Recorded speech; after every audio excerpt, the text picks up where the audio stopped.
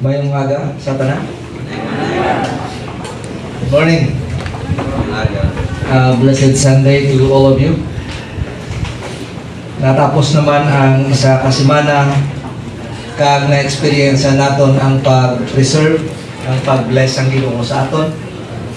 Nga nakalambot kita sa subong maaga. We are happy and blessed to welcome our first time guest this morning. Welcome gid sa inyo tanan. Kay Brother Alfie together sa niya family from Capiz. Brother and Sister Arlene, welcome. Kay is Grace and Gwen, welcome. Kababayan, kabarangay or kapurok dito sa Amon, sa Duran, Pontevedra. And also kay Tita Nilda to join the Save by Grace Church. Welcome. Kaya sa tanan nga mga tatay, sa subong adlaw, Happy Father's Day. So, Save by Grace is a church where we are committed to train faithful men and women para sa pag-train sa mga matutong sa Ginoo, agod nga ang gospel ma-share sa iban, agod nga ang kaluwasan mapalambot sa iban, kag magtudlo kita nga maging disipulo ni Kristo para sa himaya sa Dios. So amo ni ang direksyon sa aton nga simbahan. This is not just a denomination or religion, but it is a group or a community of believers nga mga committed kay Jesus Christ. So the title of our message this morning is The King's Ministry, proclaiming the gospel of the kingdom. Gusto ta kamo i-remind sa aton mga previous nga mga study pag-abot sa baptism ni Christ. Sa iya nga baptism, He revealed His true identity as beloved Son of God. Therefore, paagi kay Kristo, we are also adopted as His children. Kabalo kamo mga utod paagi kay Jesus, gin-adapt kita sa Dios, kagitawag kita iya mga anak. It is false to say that we are all children of God. In fact, we are not all children of God. Yes, He created us, but we are not His children if later matunan nato. So may aray sa tanan kita, tanan nga tao anak sang Dios. That's false. Tanan nga tao gin-create sang Dios, that's true. Tama? Kay ang children lang sang Dios atong mga gin-redeem ni Christ. In fact, ang Bible naghahambal, we are enemies of God. Mga kaaway kita sang Dios. Kabalo kamo kung wala si Kristo nag-intervene sa aton, until now mga kaaway kita sang Dios. Salamat kay Kristo, kay kita nangin adopted children of God paagi sa iya. Kag of course, ang iya nga temptation nagpakita sang iya pagka-perfect or sinless. Gani, paagi sa iya nga sinlessness or perfection, we are made also perfect in the sight of God. Meaning to say, mga utod ko sa Ginoo, sa mata sang Ginoo, kita tanan perfecto. Pero sa mata sang tupad mo, hindi. Tama? Sa mata sa imo tupad balay, you are not perfect. Ang balon ka gapon gani, kita taka matiyan taka nakita mo. So in the sight of man, we are not perfect, but in the sight of God, we are. How? Through Christ. Kaya nga man, pagtulog sa Diyos Amay sa aton, ang tulong ko niya, hindi ang imong batasan, hindi man ang imong kabuhi, kundi si Kristo. Okay? And of course, subong nga aga, we turn to the next phase of His journey, His public ministry, where He began to teach and preach the gospel of the kingdom, a message centered on repentance. So ang aton tun-an subong aga magasentro siya sa message ni Kristo, or let's say sa iyang ministry. Let us open our Bibles together and let us read Matthew chapter 4 verses 12 to 25. Matthew chapter 4 verse 12 to 25. I will be reading from ESV version, English Standard Version. Verse 12 says, Now when he heard that John had been arrested, he withdrew into Galilee. And leaving Nazareth, he went and lived in Capernaum by the sea, in the territory of Zebulun and Naphtali. So that what was spoken by the prophet Isaiah might be fulfilled. Verse 15, the land of Zebulun and the land of Naphtali, the way of the sea beyond the Jordan, Galilee of the Gentiles. The people dwelling in darkness have seen a great light. And for those dwelling in the region and the shadow of death of them, a light has dawned. From that time, Jesus began to preach, saying, repent, for the kingdom of heaven is at hand. Verse 18, while walking by the Sea of Galilee, he saw two brothers, Simon, who is called Peter, and Andrew, his brother, casting a net into the sea, for they were fishermen. And he said to them, follow me, and I will make you fishers of men. Immediately they left their nets and followed him, and going on from there, he saw two brothers, or other brothers, James, the son of Zebedee, and John, his brother, in the boat with Zebedee, their father, mending their nets. And he called them.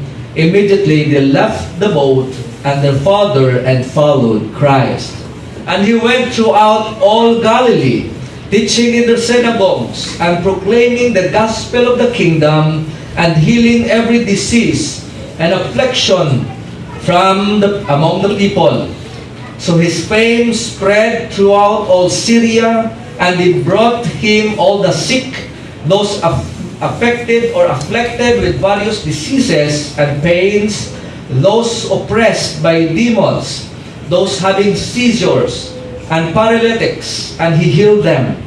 And great crowds followed him from Galilee and the Decapolis, and from Jerusalem and Judea, and from beyond the Jordan. The word of the Lord. Let us pray. Our Heavenly Father, bless your people.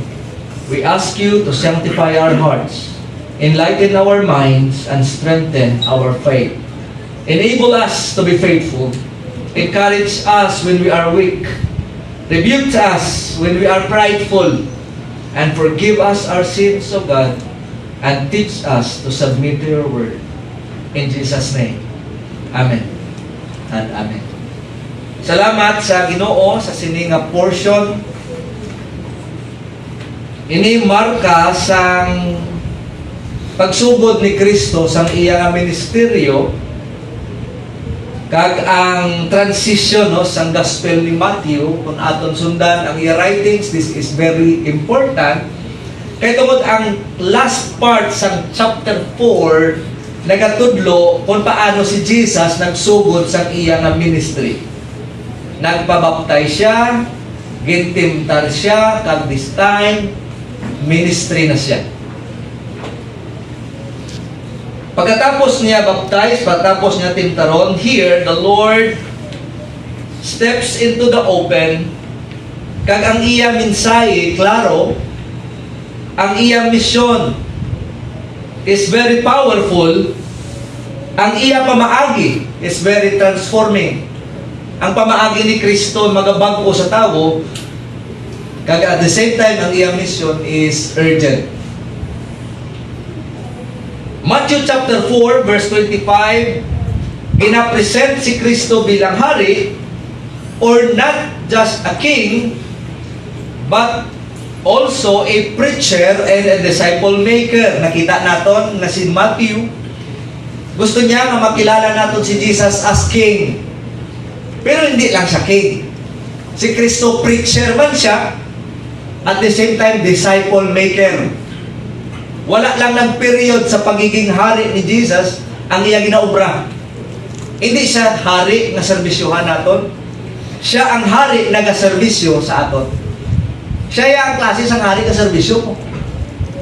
Diba? Sa aton niya, pag siling hari, nami ka ba, no hari ka? Ang ginanami naton, huwag sa obra. No? Naserbisyuhan sa. So lain niya ang pagkahari ni Kristo Jesus kay si Kristo nga serbisyo. Ang mensahe isang sini nga hari klaro, ang iya mission powerful, ang iya method is transformational, kag ang iya mandate is very urgent. So si Kristo hindi lang siya hari kundi preacher man, disciple maker, at the same time healer. Meaning to say, if you look at Christ kag sa iya ministry, it's holistic kind of ministry. Kung sa aton pa complete package ang ministry ni Kristo Jesus. Saving sinners, reaching hearts, calling followers, and restoring lives that is being damaged by sin. So magsiling ka gani holistic na approach ang ministry, ang perfect ministry approach is the ministry of Christ. Naaman, si Kristo yabi, hindi lang nagluwas mo spiritually. Makita natin na ang iyang ministry, even ang physical healing, is part of His ministry. Hindi healing. Kaya ito yung paborito, pero isang healing. Healing. Iyaya ka pang-ayo, hindi ka pang-ayo. So, mo ng ministry ni Kristo Jesus. So, since ang aton highlight sa subong aga is the ministry of Christ, my encouragement this morning, kabay pa nga i-allow naton ang aton kabuhi si Kristo nga i-shape ya ang ministry niya sa aton kabuhi. Kabay pa ang aton kabuhi i-shape naton sa model or sa pagmodelo ni Kristo sa aton. Kung paano ta mag-serve sa iya, kabay pa nga makita naton kung paano man siya nag-serve. So, ang ultimate model of service is Christ. Ang ultimate nga modelo sa pagserbisyo, hindi si Kristo. Hindi kita o hindi ang pastor, kundi si Kristo. Liwaton ko, He is the kind of king nga hindi lang nga mag-service, nga ginserbisyuhan, kundi siya yung hari na magserbisyo sa aton. So to explore the passage, allow me to, of course I'd like to ask this question. Number one, what are the components of His public ministry? Number two, and how His public ministry shape our ministry today. So ano ang mga components ng public ministry ni Christ? From verse 12 to verse 1, ang first component is His message. Ano ang mensahe ni Kristo? Ikaduha nga component sa iyang public ministry is His mandate. Ano ang command ni Kristo? And number 3 components of His public ministry is His method. Ano ang pamaagi ni Kristo? Those components nga atuntunan sa subong aga, kabay pa nga mag-shape man kung paano kita mag-approach sa ministry today. Kabalo ka mo, damo na subong chiche-boriche ang mga ministry. Damo na pakulo. Damo na, hindi ko na pagin mo ng term. May basit makigan ko. Subong pag-abot sa ministry, damo ni do this, do that. Damo na plan. Bulak-bulak. Kabalo ka mo mga utod ko, hindi na rin niya damo design namin. Kung sakit sa mata.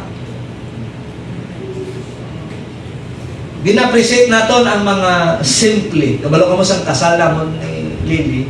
Nagkanto kami sa supplier, ma-design sa namon nga venue.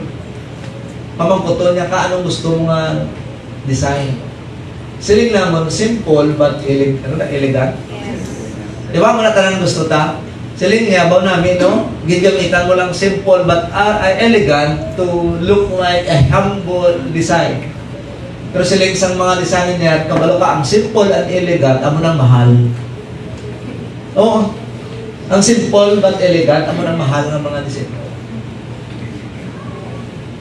So, anong point ko, sa ministry naton, ang approach sa churches pag abot sa ministry karon hindi na na-align sa approach ni Christ. Why? Kay nalakta na siyang damo nga programa para masiling kita, this is a ministry. Pero let us look at how the Lord approached the ministry paagi sa iya pagministeryo publicly. So the verse 15 and 16, makita nato dira sa text naton. In verse 12, now when he heard that John had been arrested, can you imagine, John baptized him in chapter 3, pero nabatian niya na si John arrest na. So anong natabo? He withdrew into Galilee. Nagpalayo siya dito, naglakad siya sa Galilee, and leaving Nazareth, and he went and lived in Capernaum by the sea, in the territory of Zebulun and Naphtali. Kag ang hininga portion sa passage, siling ni Matthew is a fulfillment sa prophecy ni Isaiah. Okay? So, may tatlo dira ka lugar nga ginagyan si Kristo: Galilee, Nazareth, kaya pakadto siya sa Capernaum. Nag-settle down sa dira. Pero sa isang Bible, nag-isa si Kristo sa God sa bye-bye. Ano saying sa seashore sa katulog. No, ang iya nga ara sila sa God bye-bye. Now, makita naton, the author said in verse 17, from that time na si Kristo ara sa Capernaum, he began to preach, saying, repent, for the kingdom of heaven is at hand. So makita naton nga sa public ministry ni Christ, first nga dapat naton i-consider ang iya message. Ano ang mensahe ni Kristo Jesus? Anong iya message? Repent, for the kingdom of heaven is at hand. So the message of Christ here in verse 17 is very clear. Na ang iya mensahe, maghinulsol kamo sang inyo mga sala, kay malapit na ang paghari sang Dios. This message, this preaching is the same preaching of John the Baptist prior sang sininga chapter. Naman, anong message ni John the Baptist? Repent, for the kingdom of God is at hand.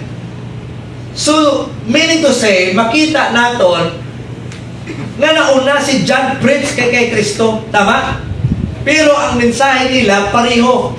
Where did John get his message?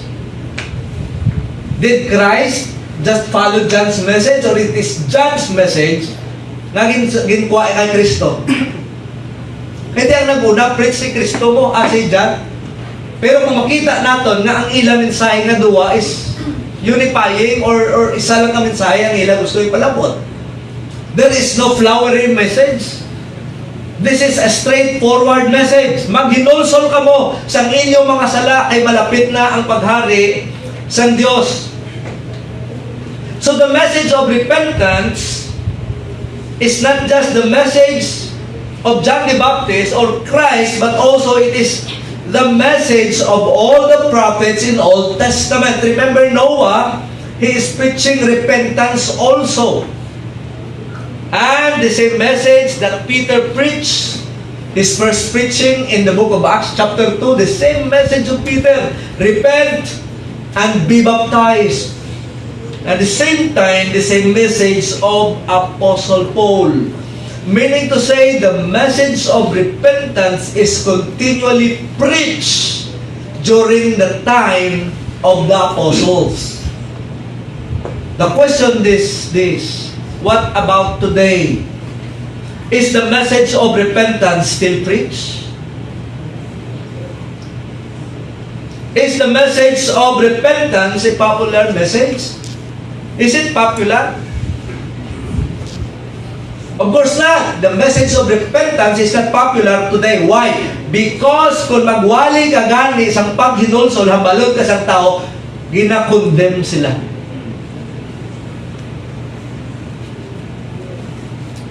Grabe nga pastor.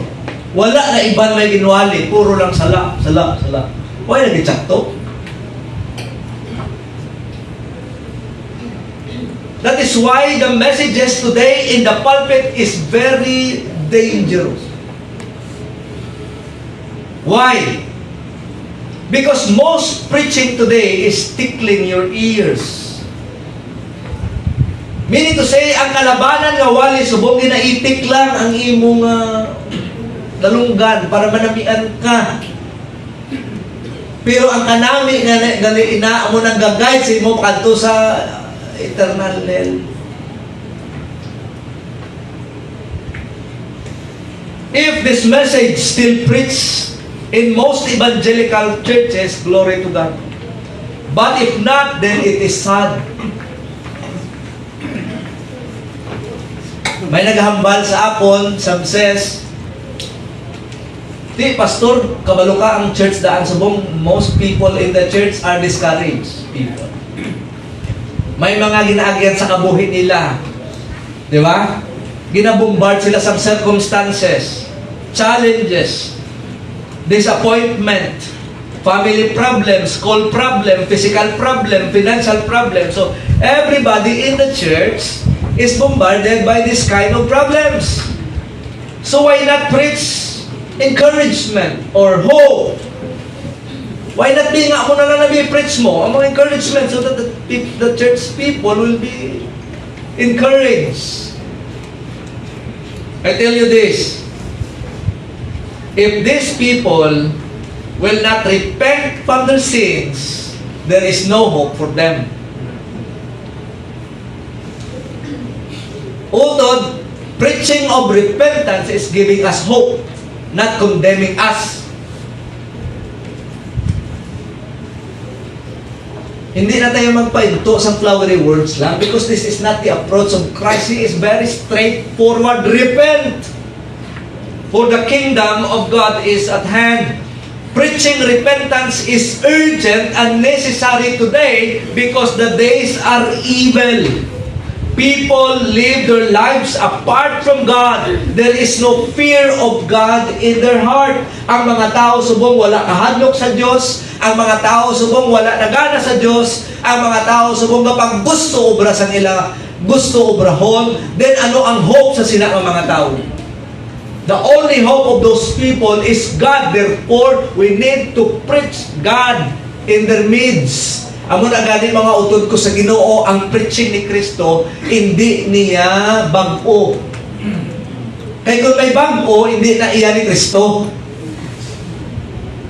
Basi akon lang na.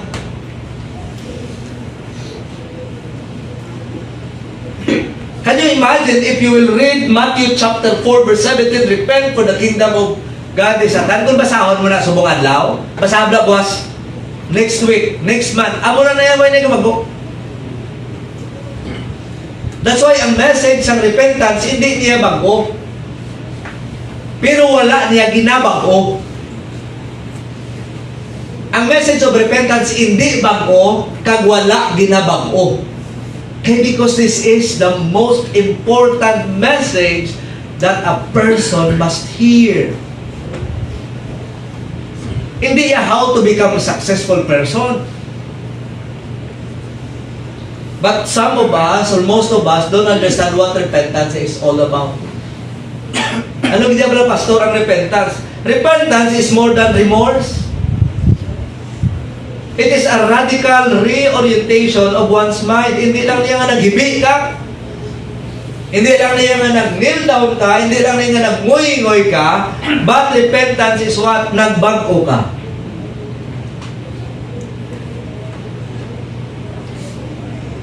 So ang aton nga pagbago is toward our what? Understanding of who Jesus is. Hindi lang ni nagbago ang batasan, like say, isang una, bisyo, subong wala na. Sa una, may tiyo ko, tungkol sa iya sigarilyo, ahay, guba, ang lungs. So, ano ba ito kumansa? So, ano ang motivation nga na bago? Guba na lang siya mo. So, ang iya motivation sa pagbago, hindi tungkol kay he loves Jesus. Nagbago siya kay tungkol he loves his lungs. Ang changes nga aton ginapakita, kundi ang changes nga rooted sa aton pagkilala kung sino si Kristo, sa aton nga kabuhi. Rooted sa aton pagkilala, hindi sa aton self, kundi kung sino si Jesus. So repentance is not about crying, repentance is about changing. Ang repentance hindi paghibi, kundi pagbago. So ang Greek word of repentance is metanoia, sa Greek. Tungaon natin sa duwa ka word, meta and nous. Meta means change, and nous means mind or understanding. So, literally, repentance means change of mind. Hindi niya nga bago-bago, pinsan mo, hindi niya nga repentance. Repentance is changing of mind, meaning to say, in deeper meaning, a complete transformation, pagbago. Hindi na yung change of mind. Pastor, change man akong mind. Nga man, adlaw-adlaw ka bago-bagong. Bago ka subong, boss, bago mo naman, bago-bago. Lakat, hindi, bago. Kaon, hindi, bago. Hindi na yung change of mind. Ang change of mind means, in short, na-transform ka. From a depraved mind, sa mind nga naundan sang sala, to a righteous mind. So, a complete transformation of one's heart. Ang pagbago sang tagipusoon, ang pagbago sang mind, ang pagbago sang direksyon sa tao. Kabalo ka mo bala, nga isa ka product, ka-fruit sang repentance, ang pag-alagad sa Diyos. Nga man, kaysa una, why niya plano mag-alagad? Tama? Pero gibago sang Diyos, ang aton heart, ang aton mind, subong niya, hindi ka na mabuhi kung hindi ka kapangalaga. That's another practical example naging bago-gid sang Diyos ang aton tagipusoon.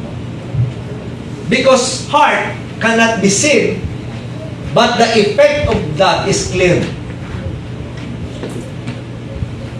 And there are lots of usage sa word metanoia sa New Testament. Example, ang Matthew chapter 3, kay John the Baptist, Matthew chapter 4, kay Christ, Mark chapter 1, verse 15, kay Christ. Pero ang author sa gospel lain lang. Tanawon naton ang different usage from different gospel author.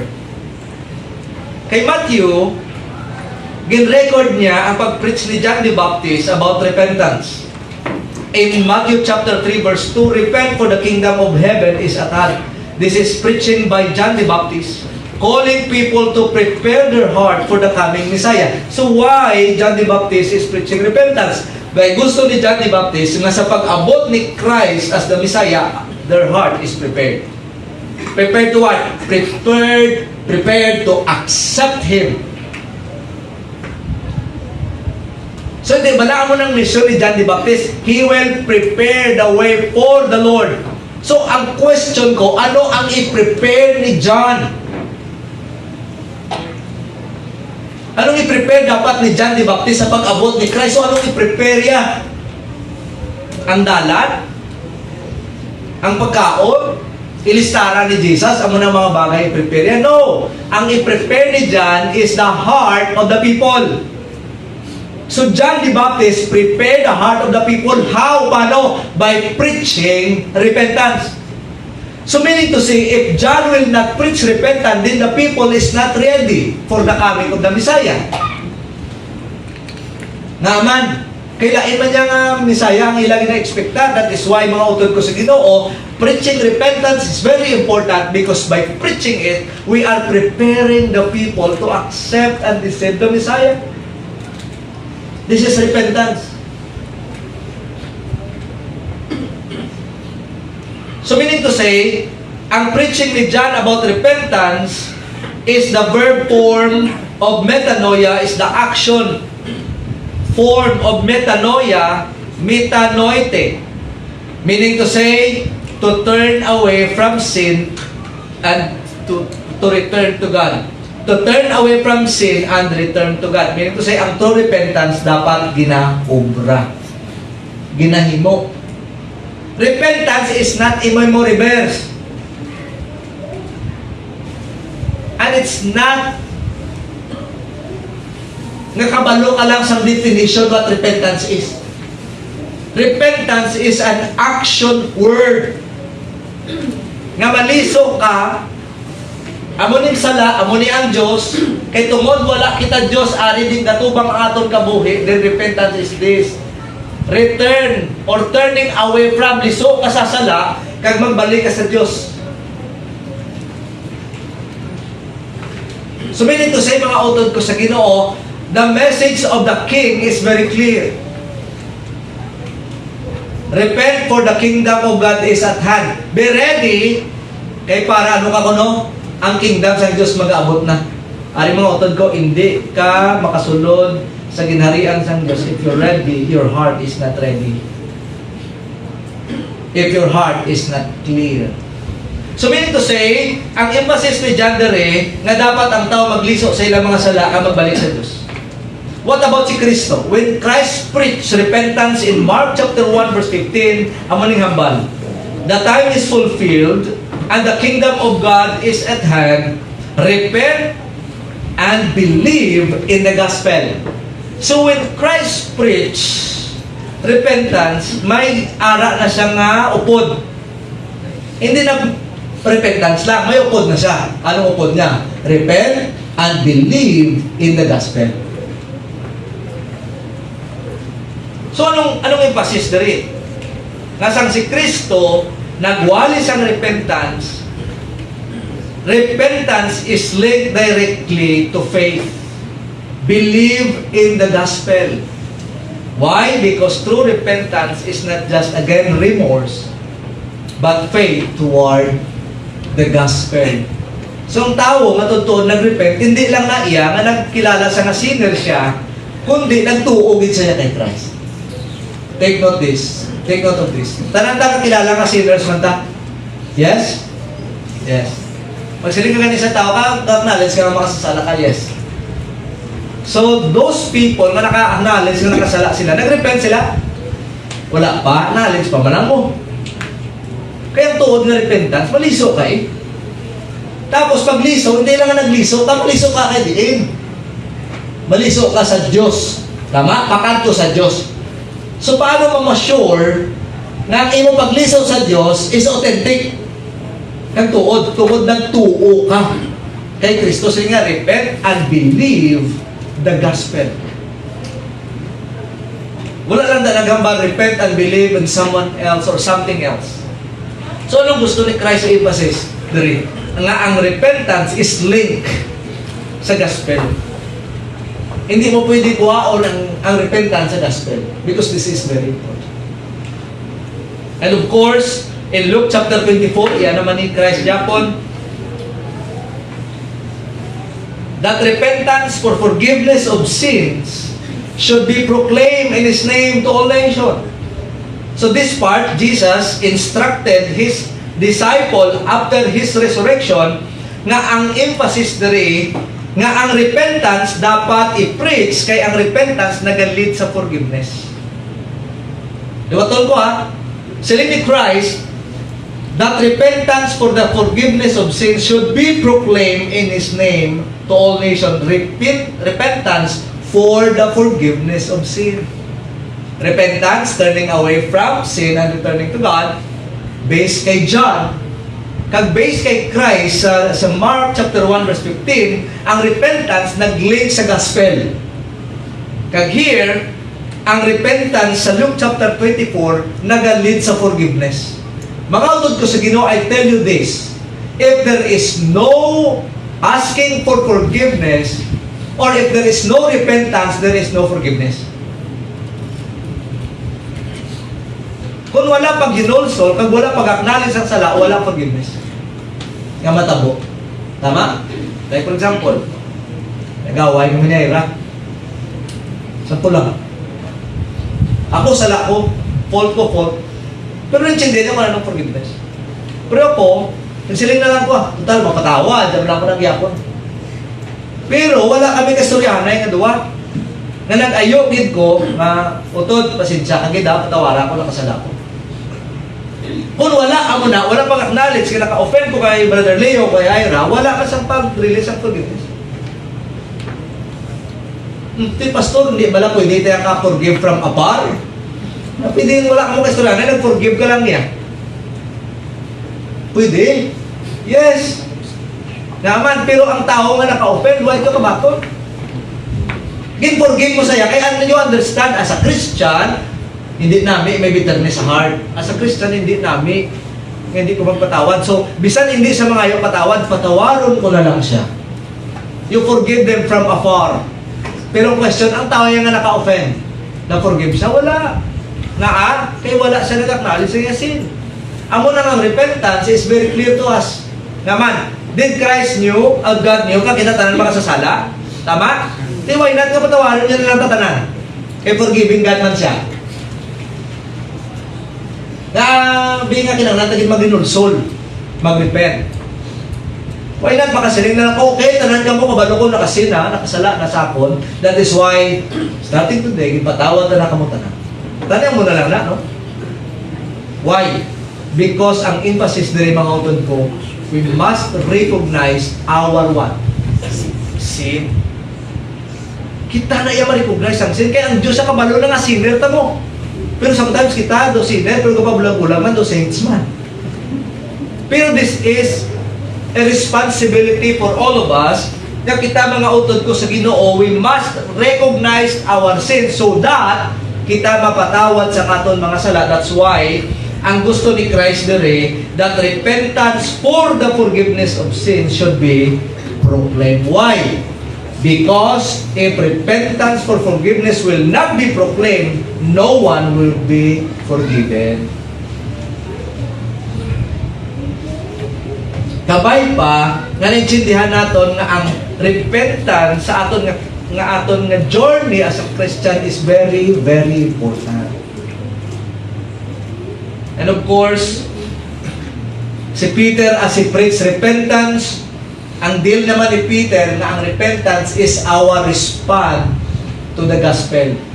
That if naintindihan mo nga ang gospel, ang masave sa imo kung ano ang ginobra ni Kristo Jesus, then makita naton self as what? Sinners. Nga makasilik ka, Lord, grabe gali ang ginobra mo sa akon. Nakita ko ang akon pagkamakasasala, pero grabe ang ginobra mo sa akon. Then, ang paghinulsol is your response. Ang pabalos mo sa ginobra ni Kristo sa akon. So mga utod ko sa Ginoo, why this message is very important? Because it is very important to Christ also. And not just to Christ, but repentance is very important because kung wala repentance, wala forgiveness of sin. Kung wala forgiveness of sin, wala sang isa na makakadto sa langit. So the gospel or the message of Christ begins with a call to repentance. And one theologian says, repentance is not when you cry, it's when you change. Meaning to say, the message of Christ is very clear. Anong message? The message of repentance. Paghinulsol. Sino sa inyo, makayo mo sala na ganulsol? Kayo nagkapangayo, patawad sa Diyos. And I believe, no, by the grace of God, tungod sa Holy Spirit nga nagapulbik sa aton, makasala kita sa Diyos na ginulsol. So si Kristo, in order for Him to gather crowds sa iyang ministry, wala siya nagamit sa mga flowery words. Oh, God loves you. Wala siya nagamit sa flowery words. Kabalo ka mo ang message of repentance, mairitar na di ang mga Saduceo, Pariseo, Jewish na, dali lang. Sunod-sunod ka kay Jack. Ang message nila, repentance, tapos imo repentance Japon. If you are a Pharisee and Sadducees, and Jews, ano ka? Ano na yung message? Sunod-sunod? Or pwede nga tungod sa sina nga message, mairitar sila. Pero why Christ did not change His message? Because this message is for us to prepare us to live as a kingdom people. Because this message prepare our hearts to accept who Christ is, Kaya kung wala sa preparation sa atong tagipusoon, mga utod ko sa Ginoo, there is no acceptance of Christ. If our heart is not changed, there is no acceptance of Christ. In short, in order nga mabaton ta, kag mabaton ta nga magtuo ta kay Christ, dapat may matabo sa atong tagipusoon. If God will not change our hearts, we will not accept Jesus. Kung ang Diyos hindi mabuhon ang atong tagipusoon, hindi ta mabaton si Jesus. So paano dira nagbago? By preaching repentance. That's how the Lord changed it. So take note, ang power, hindi tungod si John the Baptist nag-preach repentance, kundi ang power dira ang work mangyapon sang Ginoo.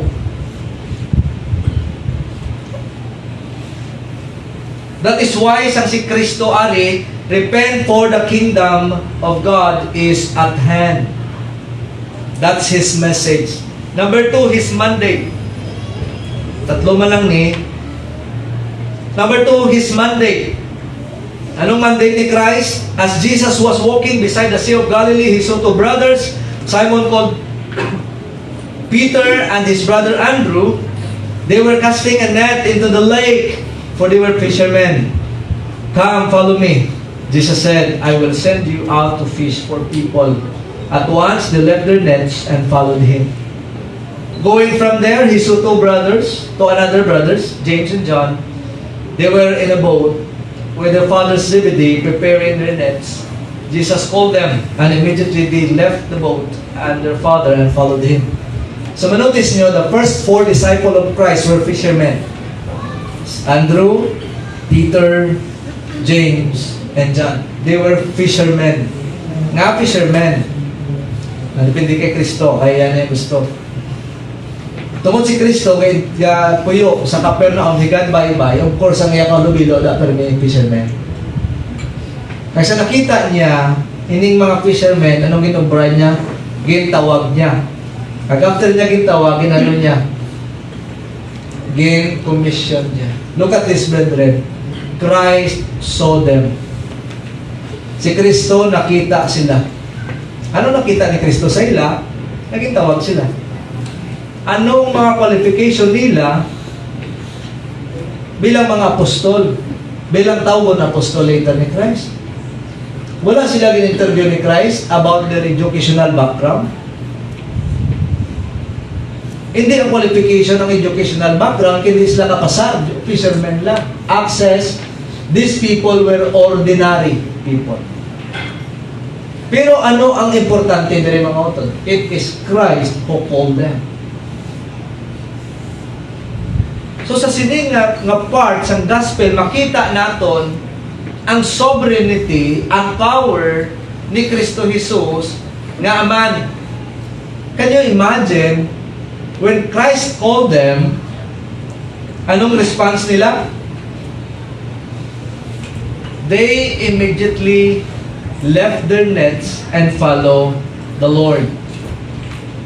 They left their nets and followed the Lord. So sang si Kristo nagtawag sa ila para maging disipulo, ang ilang response is, okay Lord, masunod kami sa imo. Now, did they repent from their sins, these disciples? Nag-repent sila? So ang Bible, wala man daw, Peter repented. Pero the answer is yes. Why? Because Andrew and Peter is not just the disciple of Christ. First, they were disciple of John the Baptist.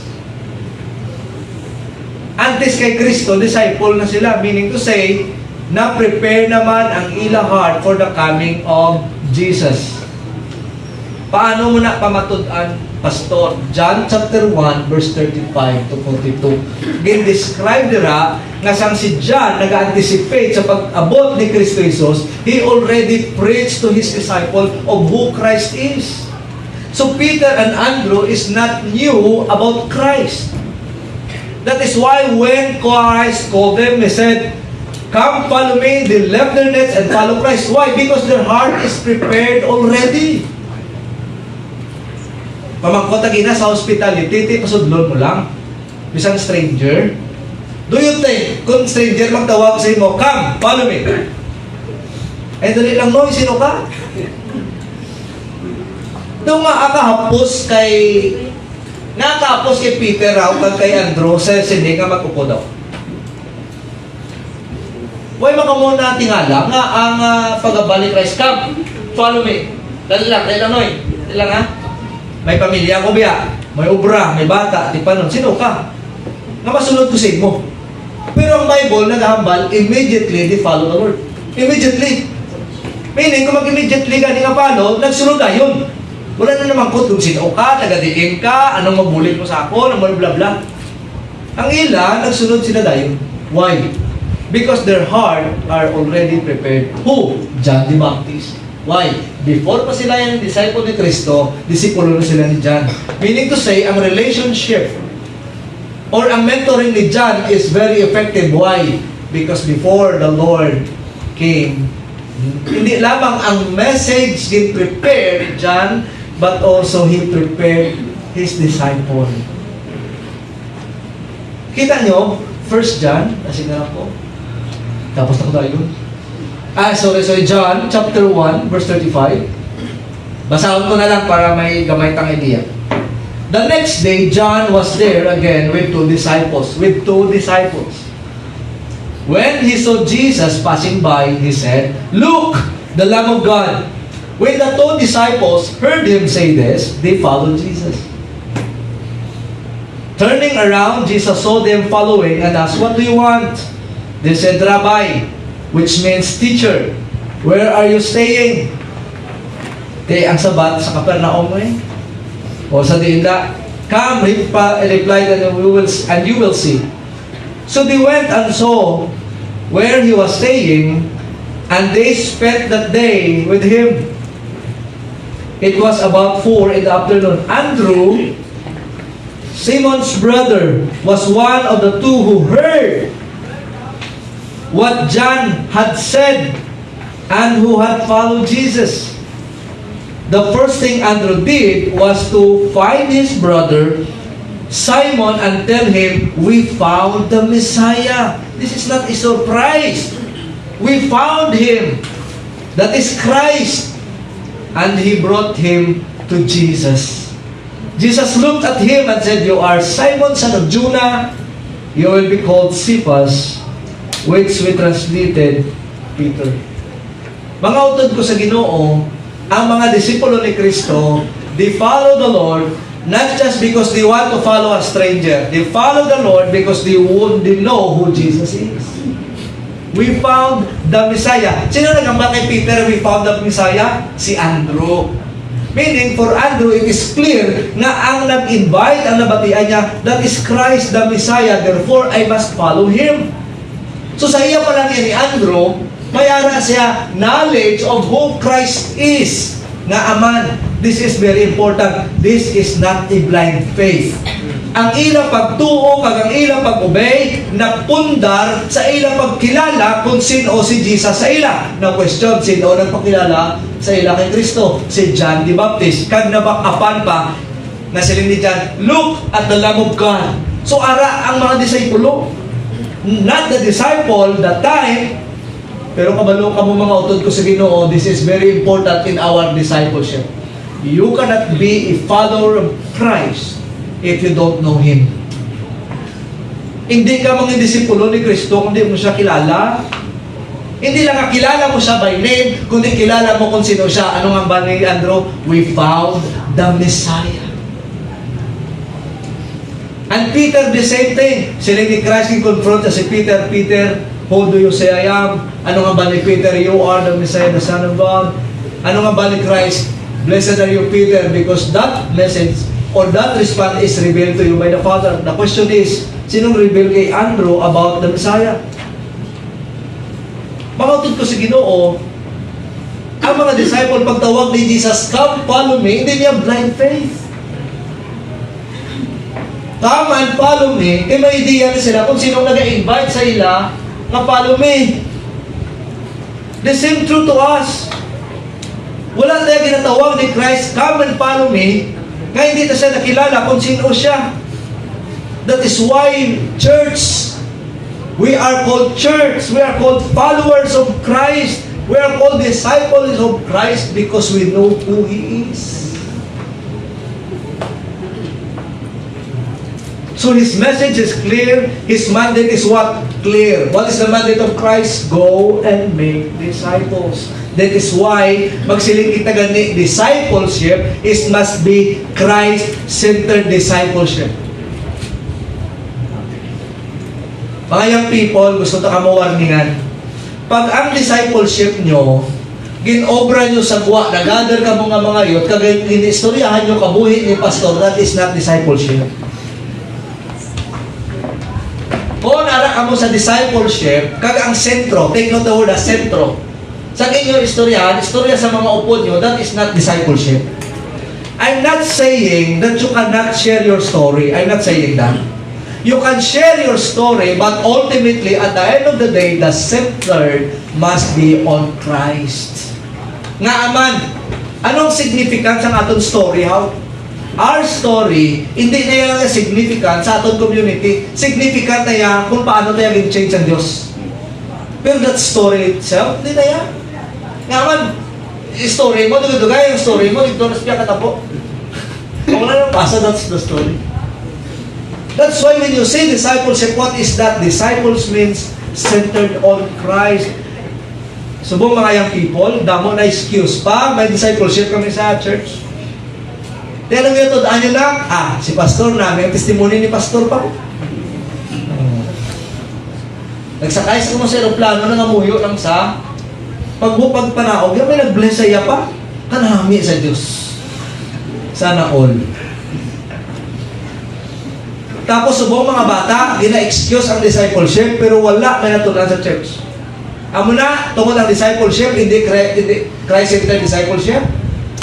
Halin ang bata sa discipleship, pagpuli sa bahay, hindi pinabala.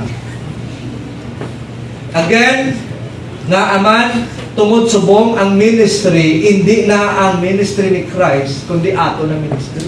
Amo na subong ang discipleship is bulak-bulak, pag abot sa realidad, ang mga Kristiyano, wala na pundar sa truth, kaya ang discipleship, wala mo na pundar sa truth. Gitawag lang siya na discipleship, para daw spiritual man siya. Para daw Christianize man siya. Pero in fact, ang truth dira wala nagalay sa definition sa discipleship, kundi how we do discipleship in Christ's way.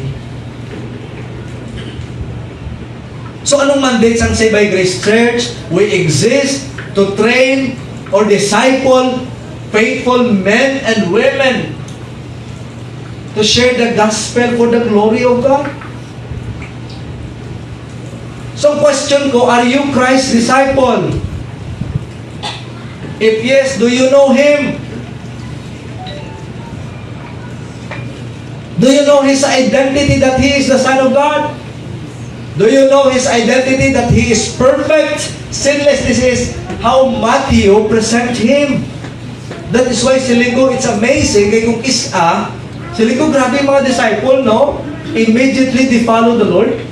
Pero sa nakita ko hindi galito yung blind faith. They have this knowledge of who Christ is. And dangerous sa aton nga simbahan, mga utod ko, we go to church, sang una, pagkanto kami simbahan, mas nakilala namon amon pastor kaysa kay Kristo. Kabalo ko mga angan ako kilala kong pastor ko sa kay Kristo. Si pastor kilala ko alin sa ulos na dapadapang. Kay kada preaching, ang 30% kabuhi yan. 30% sa preaching. 30%. 70% sa preaching kabuhi yan. Kabalo ko mo, ito na mo ni kinubra ko, amo ko na. No, preaching is not about me, it's about Christ. Pangutod ko sa Ginoo, ang message ni Kristo sa iyang ministry is what?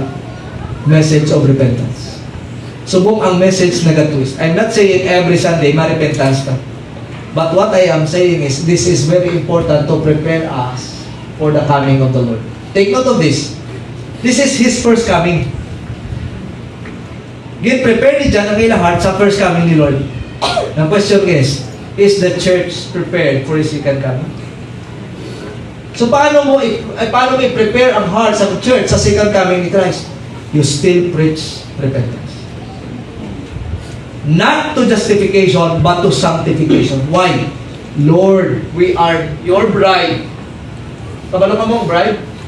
Spotless, blameless, pure. Pag sili ka sa physical church, wala man perfect church ang balila. Pero nga ang church dapat spotless kang perfect ka because of the Lord Jesus. Mga utod ko sa Ginoo, duwa lang anay ako nga. Na ang ministry, ang public ministry ni Christ, ang compose siya, His message and His mandate. This is very, very important. Mga utod ko sa Ginoo, approach natin sa Save by Grace Church is very simple. Preach the Word. Preach the Word. May the ministry of Christ shapes our ministry today. Please, mga utod ko sa Ginoo, help us not to manipulate the ministry of Christ. Hindi ta na pagdugangan, hindi ta na pagduginan. Kung may programa, ang program centered on the preaching of the Word of God. So next week, we will continue. And we will be talking about how His ministry shapes our ministry today. His message is clear and His mandate is powerful. Anong message? Repentance. Anong mandate? To disciple. To disciple means to make Christ known to people. That's why that is our commitment today. Nakabay pa, kung masiling kita disciple, kilala ta kung sino si Jesus. Let us pray. Father God, thank you. Bless our hearts. Empower us to obey your word. Bless this church. May the message and the mandate of this church will align to what Christ has started. Prepare our hearts this coming or next Sunday for the continuation of your word and message. In Jesus' name, amen.